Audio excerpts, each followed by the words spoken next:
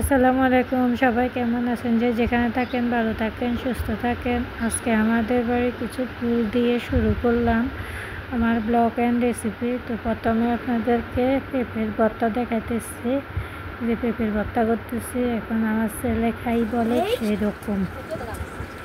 তো আজকে আমাদের ছোটোখাটো একটু আয়োজন হবে।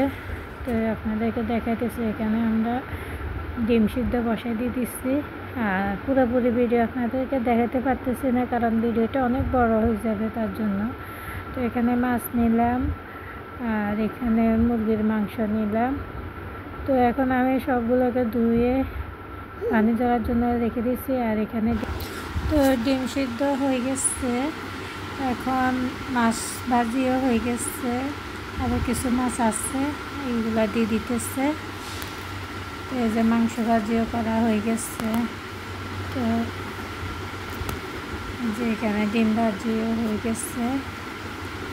তো সব কিছু টুকিটাকি আপনাদেরকে দেখাইতেছি, পুরোপুরি তো ভিডিও দেওয়া যাবে না, অনেক লম্বা হয়ে যাবে। এখানে মুগ ডাল ভাজি করতেছে আর এখানে পেঁয়াজ বেরেস্তা করে নিচ্ছে।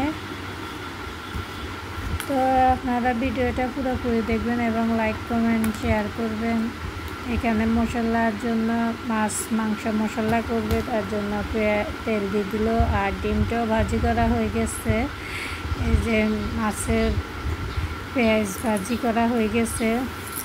যেহেতু আমরা মাছটা ভাজি করছি, যে মশলা নরম করব না, একটু শক্ত রাখবো, যে একদম শক্ত। আর এখানে পোলাও চাল 3 কেজি নিচ্ছে। তো 3 কেজির আজকে পোলাও হবে। তো এখানে দেশি মোরগ রান্না করা হবে, যেহেতু আমাদের ঘরের মোরগ।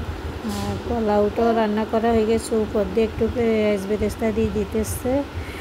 তো পেঁয়াজ বেরেস্তাটা প্রথমে করে নিলে ভালো হয়। তো মোটামুটি সব রান্না হয়ে গেছে, আপনাদেরকে একটু একটু দেখাইতেছি। আর এখানে সালাদ করা হয়েছে। এই যে পোলাও যাদের জন্য আয়োজন তাদের জন্য বাটির মধ্যে নেওয়া হয়েছে। যে প্রায় 30 জনের রান্না করা হয়েছে।